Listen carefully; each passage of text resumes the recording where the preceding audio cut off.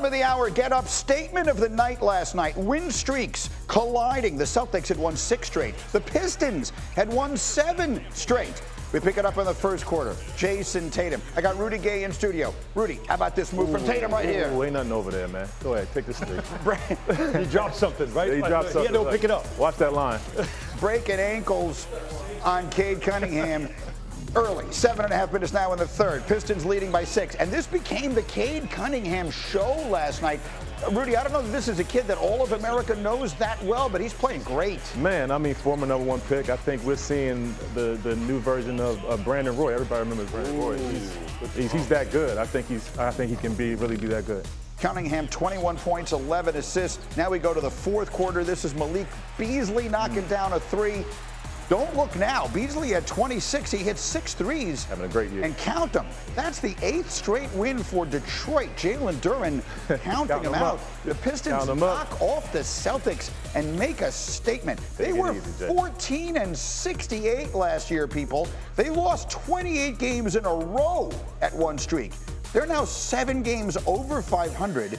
That increase in win percentage from last year, if it holds up, would be the 6th biggest increase from one season to the next in NBA history. And all 5 of the previous ones added a future Hall of Famer in the previous offseason. The Pistons did no such thing. They're just playing great. So that was the story of the night. The story of the year is that guy. Since making his Lakers debut on February 10th, Luka Doncic has averaged nearly a triple-double, 19 points, 9 boards, 7 assists, coming off an actual triple-double Tuesday night, the first he had in a Laker uniform. Since his Lakers debut on February 10th, the Lakers rank 4th in defensive efficiency. All we talked about was how their defense was going to fall apart. So far, it hasn't. In fact, they were 18th in the league in that regard before the trade. Small sample size, I get it. The hot run predates them acquiring Doncic, in fact. LA 13-3 going back to January 21st. Best record in the NBA in that time. Lakers are right now 5th in the West, but they are only 2 games out of 2nd in the West. So let's dive in a little bit here. Hahn makes his way over from the Garden where he was working late last night. And we got Rudy Gay. So I've not had a chance to talk to you about this. Yes. LeBron plus Luka equals what? What is this Laker team capable of doing this year? I don't know. I don't think anybody really knows. We all kind of understand that this was kind of a future play. LeBron's getting older, but they're playing with house money right now. Luka's been playing great. They've been meshing right now, but we haven't really seen them have the kind of adversity that it takes to make a good team. So we'll see. I really can't give you an answer of what they are or what they can be, but I know this was a future play, and they're just playing great right now. I think it was painted as a future play, Allen, and all of a sudden the future seems to have shown up pretty quickly. It's because, to me, again, Rudy, what I've seen so far from watching this team is how fast 2 stars seem to mesh together, because that doesn't always happen. No, it doesn't. A lot of times you'll always hear about how we're going to need some time together, we got to figure it out. 2 high usage players who are used to having the ball in their hands, you necessarily will not have what they have right now. And why do you have it? Because LeBron, I think, recognizes what he has in Luka Doncic. He calls himself the wide receiver, Luka's the quarterback. Once they've established that, to me, the telepathy that's going on the court with these 2 is special. Yeah. And the more minutes and more time they get together, you can only imagine it's just going to get better. Yes. And that's scary for opposing defense. Rudy, here's what stood out to me the most. In the game the other night against Dallas, LeBron James had 16 points in the fourth quarter. It's his highest scoring fourth quarter of the season at the age of 40. Why is that? It's because he's not being counted on to carry the team on every offensive possession. I think it could. Look, LeBron has already found the fountain of youth, but maybe Luka helps him spend a little more time there as time goes on. I mean, when you have the most points in history and you have a dynamic score on the team, it makes things a lot easier, you know. So, it's just it says a lot about, LeBron's his basketball IQ. He just finds a way to be effective everywhere he goes, no matter what it is, who he's playing with. That's one end of the floor. Your concern is the other end of the floor. Yes. Why? Yes, I mean, okay, we can continue to talk about LeBron. He is 40 years old, and playing in these playoff series and playing deeper in the season, it gets tough. And being able to play different positions at his age, I'm not sure if he can do it. He's surprised us up until this point. I think we all know that LeBron's capable of doing, different things. But I think to be successful in the postseason, they need a lob threat and also a rim protector. So the defense, Alan, we have the stat that their defensive efficiency numbers, for what it's worth, small sample size, have been very good since they got Luka. And I would credit J.J. Redick for that. And that's kind of why the belief factor stays in him, because what J.J. Redick has shown you in his first year as a coach, let's not forget, it's his first year ever coaching any level. And he has shown, Saturday, he showed you a maniacal preparation for a game against a really good team that was rolling against an MVP candidate, and they shut them down with that smaller lineup. It's going to take a lot. They do have good defenders around those two stars, but they've also talked about how they're going to have to play faster and harder on defense. That effort is good once in a while, and in the playoffs, you'll get it. But they have the fourth hardest schedule left this season. And they've got a killer march against some of the best teams in the West. And so, as Rudy said, it's going to get tested, and we're going to really see what they're about. We'll see where they wind up in the standings. So I'll finish it with this part of it with this. We define a legitimate contender or a playoff run as winning 2 series. Yes. You win 2 playoff series, you make a playoff run. Yes. Can this Lakers team win 2 playoff series this year? I'm not quite sure about that. I'm not sold on that. I mean, we have JJ's been coaching great, and he also has the best assistant coach in the league in LeBron James. So I think he, they have a chance. They have a really good chance because of their star power, but I'm not quite sure. I'm not sold on the defense. Heading in the other direction are the Phoenix Suns and their aging superstar, Kevin Durant. He remains in Phoenix after thwarting a potential return to Golden State before the trade deadline a few weeks ago. We've been waiting to hear KD open up on this thing, and he did on Draymond Green's show, offering these insights. Listen to this. I want my career to end on my terms. That's the only thing. Bingo. That's the only thing I'm worried about. I get why y'all want to trade me, and y'all looking at it just from simple fact that's just business, but from me looking at it, I'm just like, it just don't make sense for either side right now to go through that.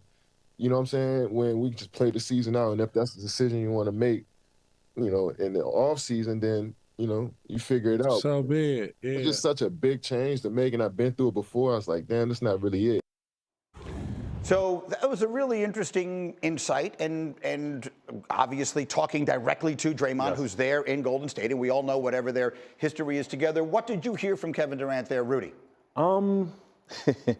That's a loaded question. What did I hear? I mean, obviously everybody, especially at this caliber, wants to end their career, how they want to. I don't think at this point, it's a lot that goes into it to trade someone of his caliber, a lot to give up, and I don't think it necessarily, he has a lot, obviously he's going to have his choices of where to go, but I don't think it's as easy. Are you surprised you didn't want to go back to Golden State?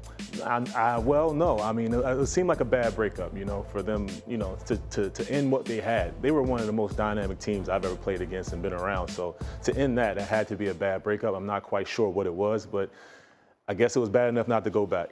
So let's just live in the Warriors world for a minute here. Alan, I'll start with you. Are the Warriors better off? You were the one who coined the phrase the Butler bump. Yeah. Are they better off having gotten Jimmy Butler than they would have been having gotten Kevin Durant? I'll say short term they are, because I think if Kevin Durant goes there, you get a bump also because he kind of already knows how he fits there. Right now there's no Klay Thompson, but they still have similar players, and he has Steph Curry. So I think there's a familiarity that would have worked right away. See, I agree with him, though, that it would have cost a lot. It was easier to get Jimmy Butler because Miami wanted to move off of him.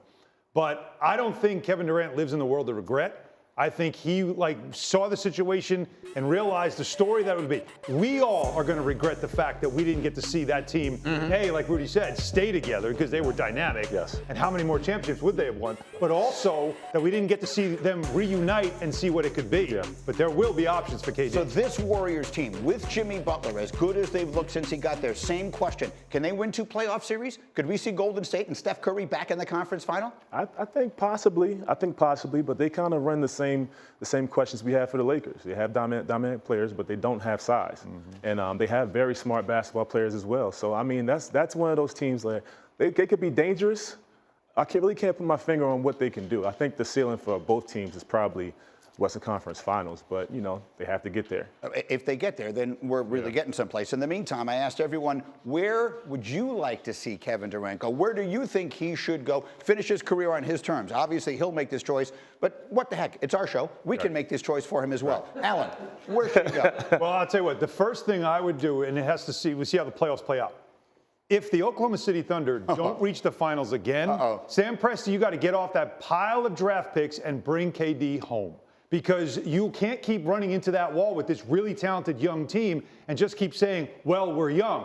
No, maybe you just need that one more piece that puts you over the top. What a story this would be. Bringing him back to OKC where it all started, where he won his MVPs, where he thought he had a chance. He got to his first finals, and have him get the franchise to the finals again and maybe even win one. It's right out of LeBron's book, right? LeBron goes back to Cleveland, wins a championship, makes up for all of the stuff. I would love the idea of him going to OKC. Rudy, put Kevin Durant someplace. I say Miami. This is Pat Riley's chance to say, to Jimmy, and just come in and have a dynamic player and try to win a championship. I think they have the infrastructure he could fit right in. I want to throw one other possibility in there, and that is Dallas.